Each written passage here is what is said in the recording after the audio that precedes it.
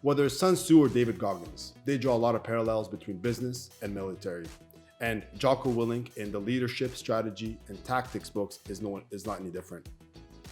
Today we're going to talk about the detachment, business and military parallels, and the we versus the I, how we can go to the next level and look at the big picture and just keep things moving forward and take that first step. And I guess we're going to start with detachment. Let's do that. Let's talk about that. Super important in business. There's one thing I learned about detachment, and I think the more you're attached to something, the harder it is for you to detach from it, right? Whether it's a job, whether it's a relationship, business partnership, whatever it is, as humans, you evolve and you change. And if the person or the job that you're involved in doesn't change with you, then it's going to release that detachment, and you have to understand that and accept that. Of course. And this is something that Jocko does talk about a little bit in this book as well. Yeah, he talks about his example when he was on an oil rig and there was no good coverage. There was a ton of problems going on, and he had his weapon ready to fire, and then out of nowhere he decides, hey, I'm going to step back from this situation. He's going to high port his gun. Is that the term? Yeah. I like all the lingo, the military lingo in this book. It's really cool. So detach, look at the situation, see what's going on. Mm-hmm. I think that too many times if we're comparing military to business here, we're too busy working in the business versus on the business. I'm sure you guys have heard that. Yeah. Mm-hmm. That saying. Very important. Sometimes when you're writing deals and you're writing mortgages or you're selling properties, you forget to take care of the big picture because you're too much, You're just looking through your scope, like Jocko says. Yeah. So if you take a step back and look at the situation with, detachment, not only emotional but physical, then you get to see other things that you weren't seeing looking through your scope. Good example for me in real estate. Sometimes if I'm writing a deal and something tricky is happening, something I've never encountered before, I'll take a step back and actually talk to one of you guys and see how I can approach the situation differently. So, using leadership strategy and tactics like he uses in the SEALs, we can do that in business as well by detaching yourself. Detaching yourself, the problem when you don't do it is it's kind of, you have like the horse blinders, right? You only see a small thing. Yeah. But then when you detach yourself or you ask somebody else for their input, sometimes they're going to, it's not that they're going to tell you something that you've never learned before, but they're seeing it from a different angle. Mm-hmm. And because your angle is focused on just a task at hand, but you probably forgot about other ways to do it that will resolve your problem. Yeah, 100%. It does take a lot of discipline to detach yourself from the situation and look at it from the third party. In Jocko's case, he was brand new. Mm-hmm. Yeah. And he was able to completely detach himself without ever learning how to do it. He just naturally detached himself. He experienced looked at it from the third party, looked at everything around him, and saw that everybody was focused on this one subject and forgetting everything around them anymore, right? And then he was able to find a solution and lead his team to properly complete the mission. Yeah. His oil rig example was really good and clear. Like I could picture myself being there and like waiting for the leader to command, and no one was saying anything. And like he was the newer guy on the task force or the SEAL Team 1, I think it was. And he actually took a step back and took the leadership role when no one else would. I found that was really, really, really good, really clear as an example for us to use in business. Yeah. When I run into like business problems, I have a real estate coach. This guy's been coaching me for a few years. And whenever I bring up a subject with him, I have a problem with this, or I'm sort of stuck in this situation, he always uses this phrase, how does that problem look from 30,000 feet up? Right. So what he means is, change your perspective. Right. So you're experiencing this, but, if you're looking at you from Cedrick's point of view, you might say, hey, just do this, and then things will go better. Another way you can look at it is how would it work if you look at it from 5 years from now? Mm-hmm. Right? Yeah. Like, how is this situation going to look to me 5 years from today? What is future Rami, future Marty, future Cedrick, future Chris going to look Well, like? to that point, sometimes it's just like, sometimes you have to say, who cares? Yeah. Right? Like at one point, like if you're stuck in the problem, like if you're looking at it from 5 years down the road, you're just, sometimes you're spending time on stuff that doesn't matter. And you actually don't care. Mm-hmm. Yeah. Who Do cares? you- Get it done. That's it. To use the analogy, I just looking at your phone, I thought about something. So sometimes you're looking at the problem like this, but you gotta look at it from the. I thought it'd be like a light beam, but Right, it's not working yeah. out. But There's too many lights here. Yeah. What does he do? Damn Jared it. can add special Damn effects. it, yeah, but anyway, so that's might what wanna it is. turn Like you it have off then. access to a lot more stuff. Yeah. If you just remove yourself from it. Mhm. I mean, looking at the big picture, and when you listen to Jocko, like if you listen to maybe not his TED Talks, but if you listen to his motivational videos that are cut in pieces, you would think this guy's just arrogant and rah. But then when you actually listen to the entire speech, and you can even think that he's arrogant, right? But when you look at it, even with Van, what's his name? His One of the partner. first books that we read, Van. What was it about? Which one? Seth Crush Godin? It. Oh, Gary Vaynerchuk. Yeah. Yeah. If you look at him from the outside, you think he's rah, he's arrogant, he's whatever, right? But when you actually listen to this guy speak and read his book, you can tell how non-egoistic he is, Yeah. right? How humble he is, and he's not arrogant.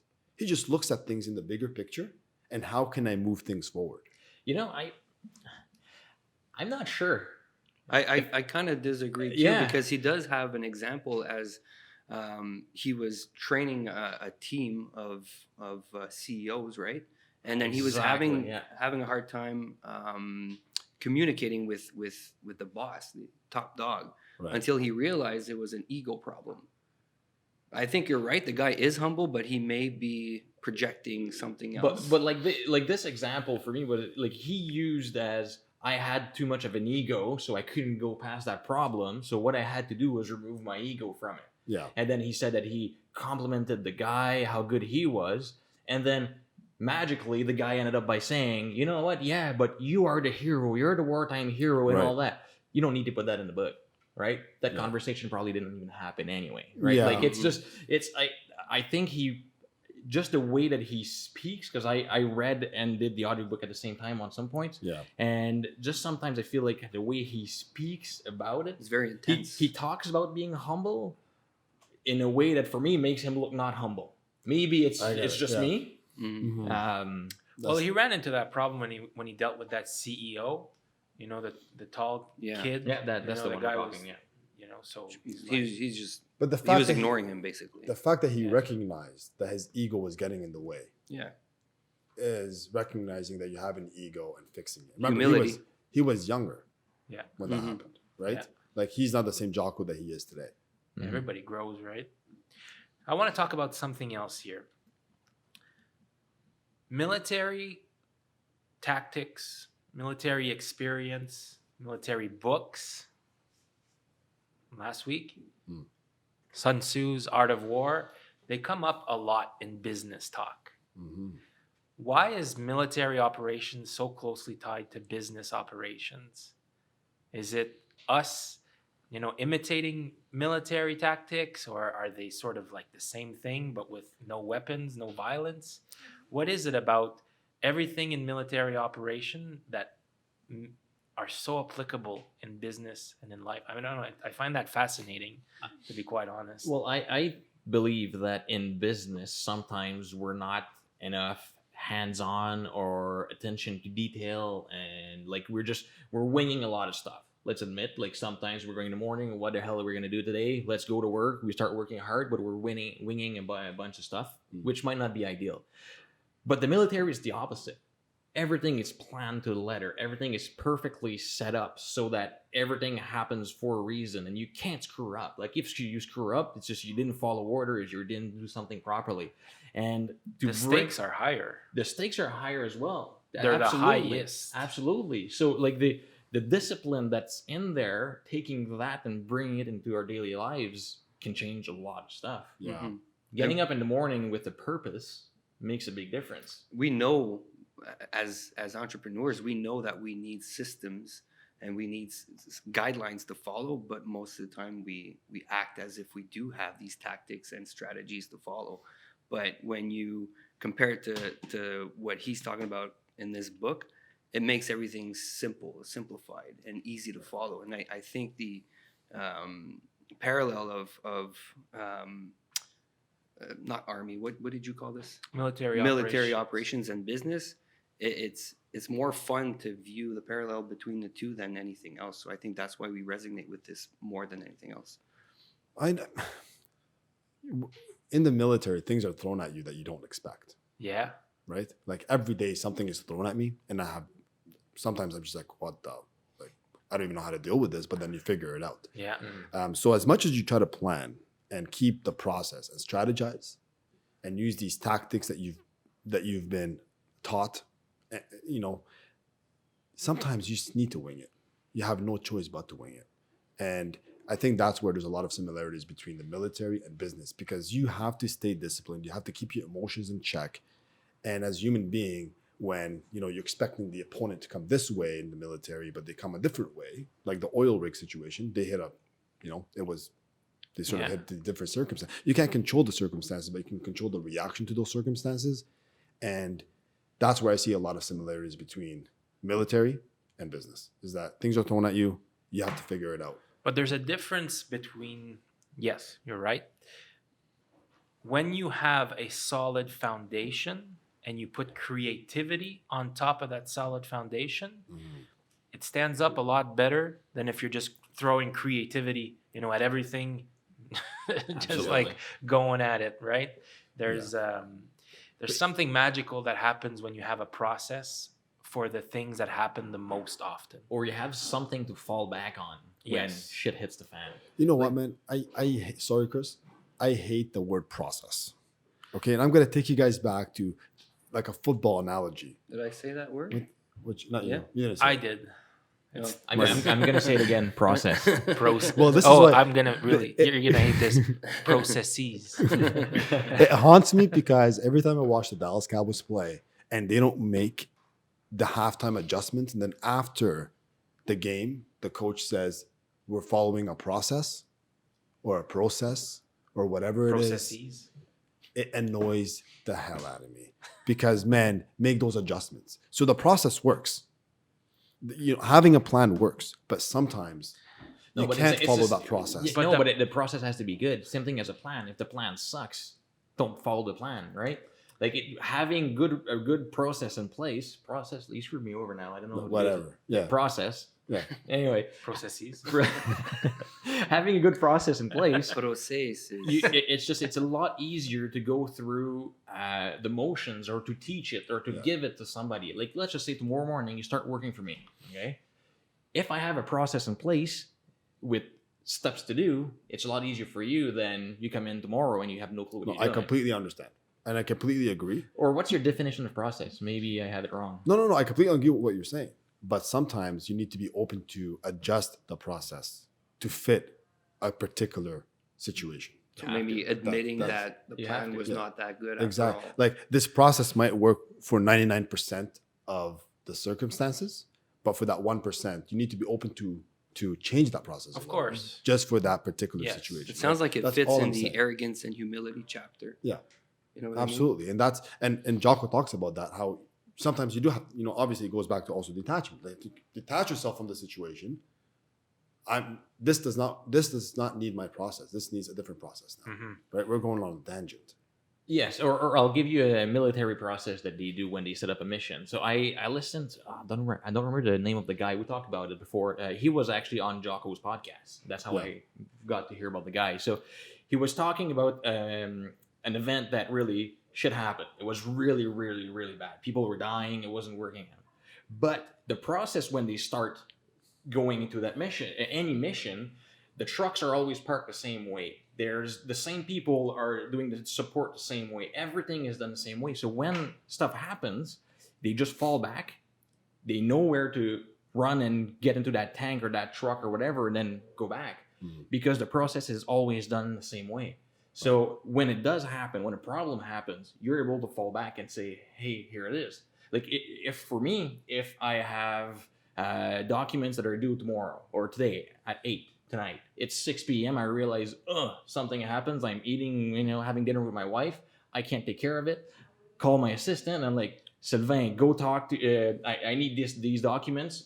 If the process is done properly, he goes in, he knows exactly where to go, takes up that document and send it over. It takes 1 second. But if I have no process, he doesn't know where to go. He doesn't know where the document is. Is it signed? Is it done? I don't know. Right. Yeah. So, but to have it in place, I'm not saying it has to be rigid that you can't move it. Like if it doesn't work out or a new technology comes in, like it needs to be.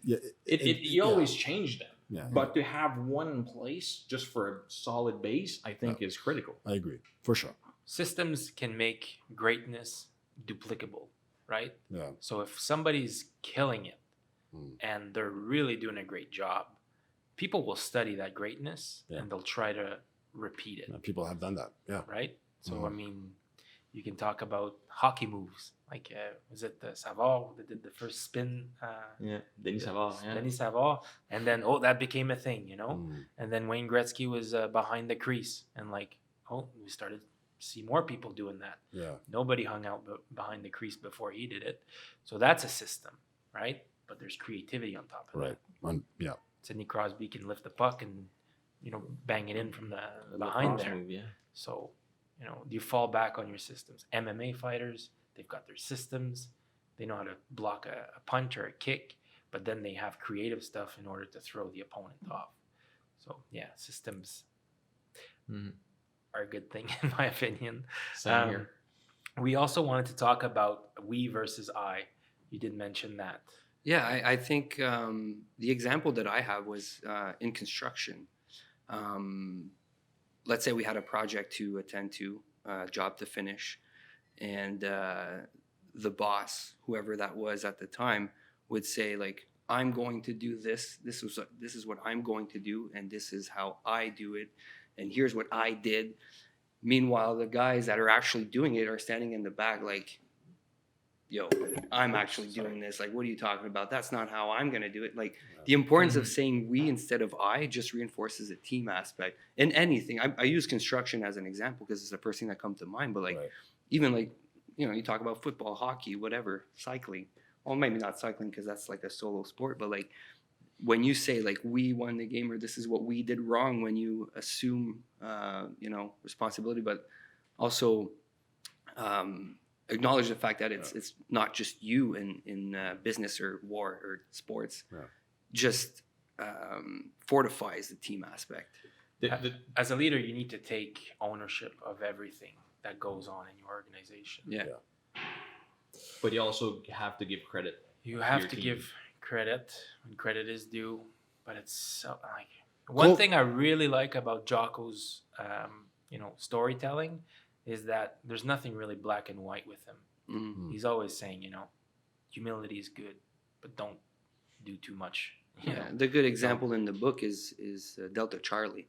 Yeah. So his boss, I guess, like they had just gotten another guy fired. Another commander that the came guy in, was arrogant. Yeah. And that's what he would do. Like he would meet up with the I never know what to call them, like a troop or like squad platoon, and just say like, okay, so here's the mission, guys. How are we gonna do this? And then he'd let the guys come up with a plan, and then him from an outside perspective would like change things around. But because it was their plan and it's a we situation versus an I, here's my plan, people would actually stick to it and perform even better. And sometimes you got to learn to just let the team decide what to do, right? Yeah. And he talks about it in this book. He says, well, if it's 80 or 90% good or similar to the way you would do it, just let them run with it. Yeah. Right? Yeah. And I think don't be more dedicated. Yeah. This is a good segue to leadership and manipulation as well, because Kobe Bryant said it best: get over yourself. Okay. Absolutely. Like, get over yourself, right? So don't, you can't not do something because somebody's going to think differently of you. And when you are trusting someone with a task, your assistant, you're trusting him or her with a task, and they come back and they don't do the task to your level of expectations, you can still show them that trust again. Teach them and show them that trust again, right? Yeah. That you're building a relationship with them. And the more you're using I, and not we, like as much as you can show that we are doing this together and you're not doing this for me, when you're building that partnership with your teammates or whatever the case may be, your assistants, it just brings everybody to a higher level. Yeah, and And a bigger I standard. agree with that. And to go back to the point that he made on getting your team to actually build the plan, there are two things that happen. A, the team feels like, oh wow, he trusts me on building the plan, Yeah. right? So now they get all together. They want the plan to be perfect because let's just say it's my plan. They go out there and then it doesn't work. It doesn't work out. It's my fault. They don't care. Maybe they thought it would be even better their way. So like they're almost invested for me to fail because they want it done their way. But if they did it, they want it to succeed. So if something happens, they're going to be out there and trying to make it work just so that their plan works. So like to get them to make the plan, come back, correct a few things, get them to look at it again, and then go out and go do it. Like it's just it's the leadership part of it. You don't work as hard, they do it. Yeah. Plus they want to do it. They want to succeed. Because you're putting your trust in them. Mhm. You're showing them that I, as your boss, trust you to do it. So important. What did you guys think about the fact that Delta Charlie also took out his own trash? That's huge, man. Huge, right? That's huge. That really resonated with me. Again, I go back to like construction days where I had a really shitty job. Like I had to spend hours and hours up in attics or crawl spaces. Like it was freaking disgusting. But like my boss at the time would just show up and like just freaking plow through the job and show us how it was done, just to show like, yo, I can do it. You guys can do it too. Like, That's a great leader, though. well, absolutely. Like you need to show that you're able to do it yourself. Yeah. And doing a shitty job sometimes just shows like it doesn't mean that you're a higher rank that you can't take out your own trash. As the It's all leader, about having humility. as the leader, nobody can work harder than you. You need to be the hardest working person in the room. You need to set that example, You can't no be matter late. what. You You- can't. You can't be late. You can't be lazy. Can't leave You- first. No. You have to be the first one in, the last one out, all the time. That's what being a leader is. It sounds raw, but that's the reality So of it. Just Elon Musk. So obviously he's, I would assume, one of the hardest working people in the world. Like he's Robot, I think. He, I think like is I the I term don't you're want to be looking an for. Elon Musk. Most people don't want to be an Elon Musk, but when he sends an email to all Tesla saying we got to work harder, well, it's not from a guy that's just sitting on his couch watching TV. Yeah. And the other thing so he lets people do their own thing, like you're in charge of this and that, and I think he does it properly. I had read on his leadership style, but then sometimes when there are some technological advances that somebody thinks that can't happen and he believes it can happen, he's going to be like, okay, you're now doing this job, I'm going to do your job. He does the job for a week and he actually creates something out of nowhere. Yeah. So like now when Elon Musk tells you do this or I'll do it, you know that, okay, I'll do it because he's going to do it for me. Yeah, he's special in that way that he's not just the CEO and He knows how it works. and he's an engineer. Well, he's the smartest guy in the room, Yeah. right? And well, not necessarily the smartest guy in the room, but the hardest working guy in the room. And he hires smart people to do things for him. Yeah.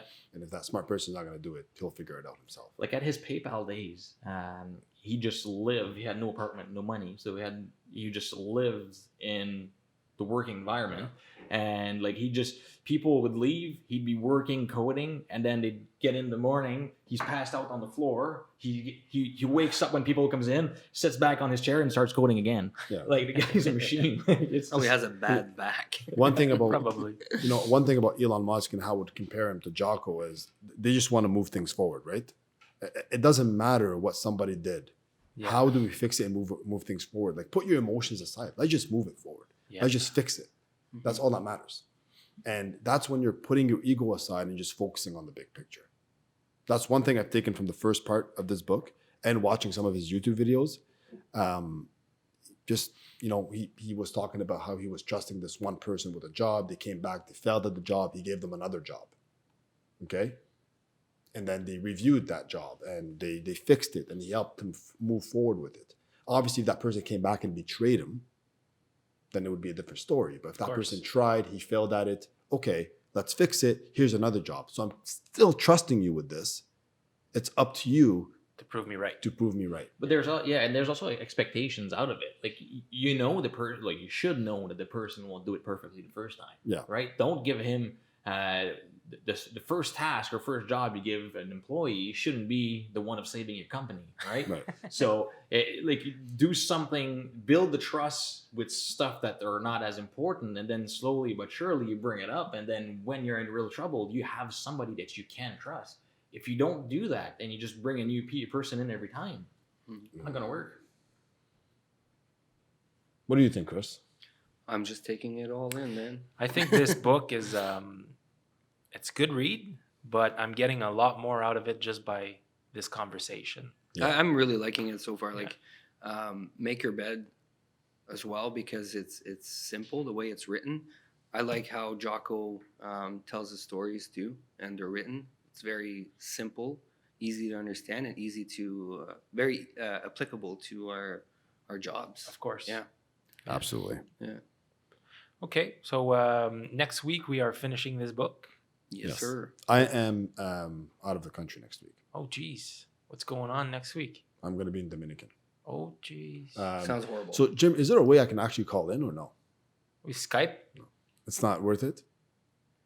Maybe later. Send us a message. We'll read it out loud. So Give us your little. Okay, send us your Your rating. review, your rating. Yeah. Will do. we didn't acknowledge that we're in a new studio. Sure. So for those of us that Yeah. watch us on the regular, we're just like, and we're in a new spot. That's a, So yeah, we leveled up. We should have started a podcast up there, and Yeah. then middle of the road, bang, we're just here. so Jeremy and Chris worked pretty late last night to get this up and Oh, running. Nice. Thanks, guys. Good job, Merci les boys. Yeah. We did a good job. We did a really good job. Oh, yeah, boys. for sure. Yeah. Well, you should have called me. What if came and helped? You were here. I just said we. Oh, yeah, I was here. Everybody was I here. was here. In spirit. Sign off. I'm doing the sign off too? I think you are. Yes. Awesome. So I can't wait to read the second part of this book. We're going to be talking about asking for help, talk a little bit more about building trust. And yeah, sorry, where am I? This is where I am. Sorry. Talk about how to succeed as a new leader. Talk about more leadership skills. I think you should take over the sign off. I'm not ready for the sign off. I was only Sign off. expecting the opening. Very good. Nice try though. Well, thanks for tuning in as always. We'll see you next week when we finish the book. Ciao.